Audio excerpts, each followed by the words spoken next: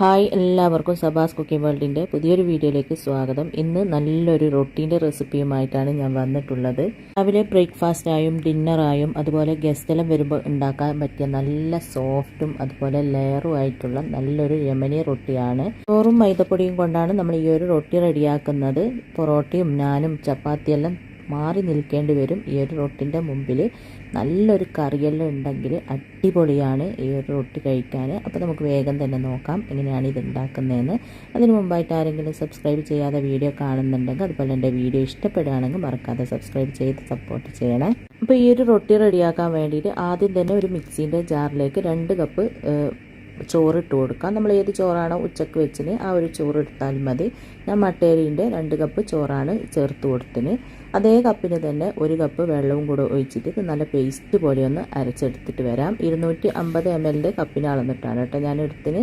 അത് അരിയുന്ന സമയം കൊണ്ട് നമുക്കൊരു ബൗളിലേക്ക് 4 കപ്പ് മൈദപ്പൊടി ഇട്ട് കൊടുക്കാം. നമ്മൾ ഏത് കപ്പിനാണ് ചോറ് എടുത്തിന് ആ കപ്പിന് തന്നെ 4 കപ്പ് മൈദപ്പൊടി ഇട്ടിട്ട് അല്പം ഉപ്പും കൂടെ ചേർത്തിട്ട് ഇത് നന്നായിട്ടൊന്ന് മിക്സാക്കി കൊടുക്കുക. നന്നായിട്ട് മിക്സാക്കിയതിന് ശേഷം ഇതിൻ്റെ നടുവിലായിട്ട് ഒരു കുഴി പോലെ ആക്കിയിട്ട് നമ്മൾ അരച്ചെടുത്ത ആ ഒരു ചോറുണ്ടല്ലോ, ഇതാ നല്ല പേസ്റ്റ് പോലെ ഞാൻ അരച്ചെടുത്തിട്ടുണ്ട്. അത് ഇതിലേക്ക് മുഴുവനായിട്ട് അങ്ങ് ഒഴിച്ചു കൊടുക്കാം.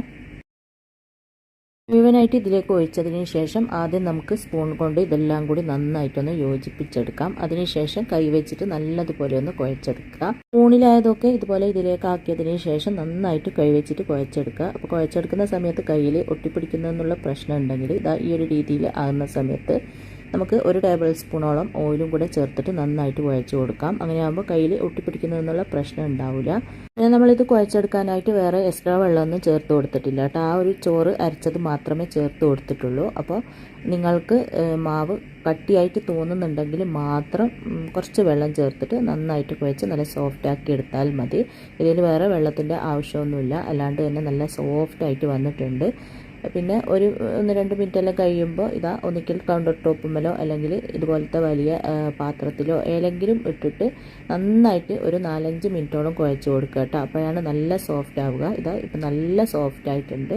ഇതുപോലെ നല്ല സോഫ്റ്റ് ആയി കഴിഞ്ഞാൽ നമ്മൾ മാവ് കുഴച്ച ആ ഒരു ബൗളിലേക്ക് തന്നെ ഇതിട്ടിട്ട് അതിൻ്റെ മുകളിലായിട്ട് 1/2 ടേബിൾ സ്പൂണോളം ഓയിൽ ഒഴിച്ചിട്ട് നന്നായിട്ടൊന്ന് സ്പ്രെഡ് ആക്കിയതിന് ശേഷം നമുക്കിത് ഒരു അരമണിക്കൂറോളം അടച്ചിട്ട് റെസ്റ്റ് ചെയ്യാനായിട്ട് മാറ്റി വെക്കാം. ഒരുപാട് ടൈം വെക്കേണ്ട ആവശ്യമൊന്നുമില്ല, ഒരു അരമണിക്കൂറോളം വെച്ചാൽ മതി. അപ്പോൾ അതേക്ക് വീണ്ടും നല്ല സോഫ്റ്റായി കിട്ടും. അപ്പോൾ അരമണിക്കൂറോളം കഴിഞ്ഞിട്ടുണ്ട്. ഇതാ ഞാനൊന്ന് തുറന്നിട്ടുണ്ട്, കണ്ട അടിപൊളിയായിട്ട് നല്ല സോഫ്റ്റ് ആയിട്ടുണ്ട്. ഇനി ഒരു കൗണ്ടർ ടോപ്പ് മേലിട്ടിട്ട് നമുക്കിതാ ഇത് ഒന്നും കൂടെ ചെറുതായിട്ടൊന്ന് കുഴച്ചതിന് ശേഷം ഇതുപോലെ ഒന്ന് വലിച്ചിട്ട് നീളത്തിൽ ആക്കിയിട്ട് നമുക്കിതൊന്ന് കട്ട് ചെയ്തെടുക്കാം. ഇതാ ഈ ഒരു രീതിയിൽ ആക്കിയതിന് ശേഷം നമുക്കിത് ഇതുപോലെ ഓരോരോ പീസായിട്ട് കട്ട് ചെയ്തെടുക്കാം. അപ്പോൾ ഞാനൊരു ചപ്പാത്തിക്ക് നമ്മൾ ഉരുളകളാക്കി എടുക്കുന്നതിനേക്കാളും കുറച്ചും കൂടെ വലുപ്പത്തിലാണ് ഇത് കട്ട് ചെയ്തെടുക്കുന്നത്. ഇത് 11 പീസായിട്ടാണ് കേട്ടോ കട്ട് ചെയ്തെടുക്കുന്നത്. 10-11 പീസായിട്ട് കട്ട് ചെയ്തെടുക്കുക. അപ്പോൾ ഇതാ ഈ ഒരു വലിപ്പത്തിൽ കട്ട് ചെയ്തെടുത്തിട്ട് നമുക്ക് ഇത് ഓരോന്നോരോന്നായിട്ട് എടുത്തിട്ട് ഉരുളകളാക്കി മാറ്റി വെക്കാം. നമ്മൾ വെള്ളം ചേർത്തിട്ട് മാവ് കുഴച്ചെടുക്കുന്നതിനേക്കാളും നല്ല സോഫ്റ്റാണ് ഇതുപോലെ ചോറ് ചേർത്തിട്ട് മാവ് കുഴച്ചെടുക്കുന്നത്. നമുക്ക് പൊറോട്ടയും ഈ ഒരു രീതിയിൽ ചോറ് അരച്ച് ചേർത്തിട്ട് റെഡിയാക്കി എടുക്കാം. അതിൻ്റെ വീഡിയോ ഞാൻ പിന്നീട് എടുക്കാം. അപ്പോൾ ഇത് ഒരു ഉരുള ഇവിടെ റെഡിയായിട്ടുണ്ട്. അതൊന്ന് മാറ്റി വെച്ചതിന് ശേഷം ബാക്കിയുള്ളതും സെയിം രീതിയിൽ തന്നെ നമുക്ക് ഉരുട്ടിയിട്ട് മാറ്റി വെക്കാം. എല്ലാം ഇതുപോലെ ഉരുളകളാക്കി മാറ്റിയിട്ടുണ്ട്. ഇനി നമുക്കിതൊന്ന് കവർ ചെയ്ത് വെക്കാം. കവർ ചെയ്തിട്ട് റെസ്റ്റ് ചെയ്യാൻ വെക്കേണ്ട ആവശ്യമൊന്നുമില്ല. മുകൾ ഭാഗം ഉണങ്ങിപ്പോകാതിരിക്കാൻ വേണ്ടിയിട്ടാണ് ഇതുപോലെ കവർ ചെയ്യുന്നത്. കൗണ്ടർ ടോപ്പുമ്മൽ അല്പം മൈദ തൂക്കിയതിന് ശേഷം നമ്മൾ ആദ്യം ഉരുട്ടി വെച്ച ഉരുളകളുണ്ടല്ലോ അത് നോക്കിയിട്ട് ആദ്യം എടുത്തിട്ട് നമുക്കിതുപോലെ ഒന്ന് പരത്തിയെടുക്കാം. അപ്പോൾ ആവശ്യത്തിന് മൈദ തൂക്കിയിട്ട് നൈസായിട്ട് പരത്തിയെടുക്കുക. ഒരുപാട് തിക്നെസ്സിലല്ല, കുറച്ച് നൈസായിട്ടാണ് ഇത് പരത്തിയെടുക്കേണ്ടത്. പിന്നെ മൈദപ്പൊടിക്ക് പകരം നിങ്ങൾക്ക് ആട്ടപ്പൊടി വെച്ചിട്ടും ഈ ഒരു രീതിയിൽ തന്നെ ചെയ്തെടുക്കാം. അതും നല്ല ടേസ്റ്റാണ്. ഇതുപോലെ നല്ല നൈസായിട്ട് പരത്തിയെടുത്തിട്ടുണ്ട്. ഇനി ഞാൻ കുറച്ച് ഓയിൽ എടുത്തിട്ടുണ്ട്. അതിതാ ഇതുപോലെ നന്നായിട്ടൊന്ന് സ്പ്രെഡാക്കി കൊടുക്കുക. നന്നായിട്ട് ഓയിൽ സ്പ്രെഡാക്കിയതിന് ശേഷം അതിൻ്റെ മുകളിലായിട്ട് കുറച്ച് മൈദപ്പൊടി തൂക്കിയിട്ട് കൈകൊണ്ട് ഇതുപോലെ ഒന്ന് ആക്കി കൊടുക്കുക. എന്നിട്ടിതാ ഈ ഒരു ഭാഗത്ത് നിന്ന് ഇങ്ങനെ ഒന്ന് മടക്കി കൊടുക്കുക. അതിനുശേഷം അവിടെയും ഇതുപോലെ ഓയിൽ സ്പ്രെഡാക്കി കൊടുക്കുക. എന്നിട്ട് അല്പം മൈദപ്പൊടി തൂക്കി കൊടുക്കുക. ഇനി ആ ഒരു ഭാഗത്തു നിന്നും ഇങ്ങോട്ടേക്ക് ഇതുപോലെ ഒന്ന് മടക്കിയതിന് ശേഷം ഇതിൻ്റെ മുകളിൽ വീണ്ടും ഓയിലൊന്ന് സ്പ്രെഡാക്കിയിട്ട് മൈദപ്പൊടി ഇട്ടിട്ട് ഒന്ന് കൈകൊണ്ട് ഇതുപോലെ ഒന്ന് സ്പ്രെഡാക്കി കൊടുക്കുക. അതിനുശേഷം ഇതാ ഈ ഒരു ഭാഗത്ത് നിന്ന് ഇതുപോലെ നടുക്കേക്കൊന്ന് മടക്കുക. വീണ്ടും ഓയിൽ സ്പ്രെഡാക്കി കൊടുക്കുക. കുറച്ച് മൈദപ്പൊടി ഇട്ടിട്ട് ഒന്ന് ഇതുപോലെ ഒന്ന് സ്പ്രെഡാക്കിയതിന് ശേഷം ഈ ഒരു ഭാഗത്ത് നിന്ന് ഇങ്ങനെ ഒന്ന് മടക്കി കൊടുക്കുക. അങ്ങനെ ഇതാ ഈ ഒരു രീതിയിൽ മടക്കി എടുത്തിട്ടുണ്ട്. ഇങ്ങനെ മടക്കി കഴിഞ്ഞാൽ നല്ല ലെയർ കിട്ടും. ഇതാ നമ്മൾ പരത്തിയിട്ട് ചുട്ട് കഴിഞ്ഞാൽ നല്ല ലെയറായിരിക്കും. അപ്പോൾ ഇതാ ഒരെണ്ണം റെഡിയാക്കിയിട്ട് മാറ്റി വെച്ചിട്ടുണ്ട്. ഇനി ബാക്കിയുള്ളതും സെയിം രീതിയിൽ തന്നെ റെഡിയാക്കി എടുക്കുക. അപ്പോൾ ഇതാ എല്ലാം പരത്തി ഓയിലെല്ലാം സ്പ്രെഡ് ചെയ്ത് ഇതുപോലെ മടക്കി എടുത്തിട്ടുണ്ട്. ഇനി നമുക്ക് ഇതിൽ നിന്ന് ഓരോന്നും എടുത്തിട്ട് ഒന്ന് പരത്തിയെടുക്കണം. അപ്പോൾ ഇതാ മൈദപ്പൊടി ഒന്ന് തൂക്കിയതിന് ശേഷം ആദ്യം നമ്മൾ മടക്കി വെച്ചത് നോക്കിയിട്ട് ആദ്യം എടുത്തിട്ട് ഇതാ ഇതുപോലെ സ്ക്വയർ ഷേപ്പിൽ പരത്തിയെടുക്കുക. ആവശ്യത്തിന് മൈദപ്പൊടി ഇട്ടിട്ട് പരത്തിയെടുക്കുക കേട്ടോ. മൈദപ്പൊടി ലാസ്റ്റ് കൂടുതലുണ്ടെങ്കിൽ തട്ടിക്കളഞ്ഞാൽ മതി. ഒട്ടിപ്പിടിക്കുന്നുള്ള പ്രശ്നം ഉണ്ടെങ്കിൽ നിങ്ങൾക്ക് ആവശ്യത്തിന് മൈദപ്പൊടി ഇട്ടിട്ട് ഇത് പരത്തിയെടുക്കാം. കുറച്ച് നൈസായിട്ട് തന്നെ പരത്തിയെടുക്കുക.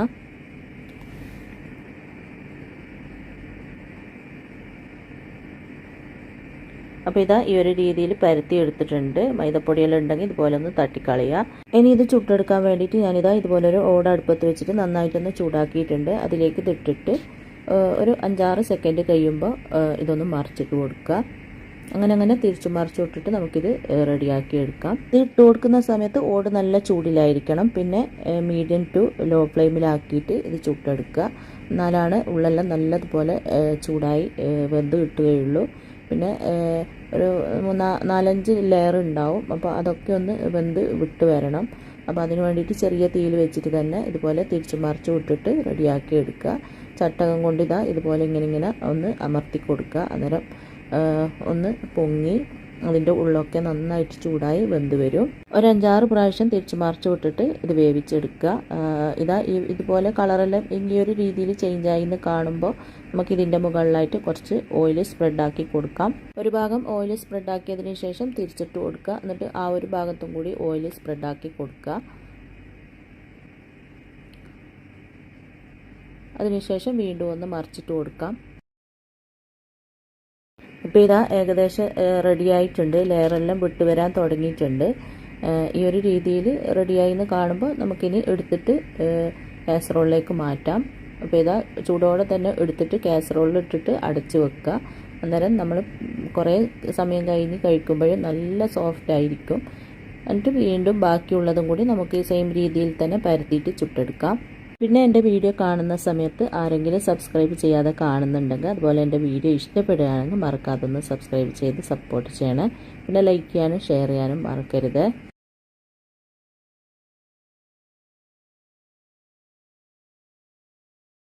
റൊട്ടി മുഴുവനും ചുട്ടതിന് ശേഷം ഞാനിതാ ഇതുപോലൊരു സെർവിങ് പ്ലേറ്റിലേക്ക് മാറ്റിയിട്ടുണ്ട്. നല്ല സോഫ്റ്റ് ആയിട്ടുള്ള നല്ല ലെയറോട് കൂടിയ നല്ലൊരു യമനി റൊട്ടിയാണ്. നല്ലൊരു പാർട്ടികളിലും അതുപോലെ രാവിലെ ബ്രേക്ക്ഫാസ്റ്റായും ഡിന്നറായും ഒക്കെ നമുക്ക് ഒരുപോലെ ഉണ്ടാക്കാൻ പറ്റിയ നല്ലൊരു റെസിപ്പി കൂടിയാണ്. ഇത് കണ്ട ഓരോരോ ലെയറായിട്ട് നമുക്കിതുപോലെ അടർത്തി എടുക്കാനായിട്ട് പറ്റും. അത്രയും സോഫ്റ്റ് ആയിട്ടുള്ള നല്ലൊരു റൊട്ടിയാണ്. ഇനി ഞാൻ ഇതൊന്ന് മുറിച്ചിട്ട് നിങ്ങൾക്ക് കാണിച്ചു തരാം. ഇതിൻ്റെ ഉള്ളെല്ലാം അടിപൊളി റൊട്ടിയാണ് കേട്ടോ. ഒരിക്കൽ ഉണ്ടാക്കിയാൽ പിന്നെ നമുക്ക് വീണ്ടും വീണ്ടും ഉണ്ടാക്കി കഴിക്കാനെല്ലാം തോന്നും. ഇതിൻ്റെ കൂടെ കഴിക്കാൻ വേണ്ടിയിട്ട് ഞാനൊരു സ്പെഷ്യൽ ചിക്കൻ കറിയാണ് ഉണ്ടാക്കിയത്.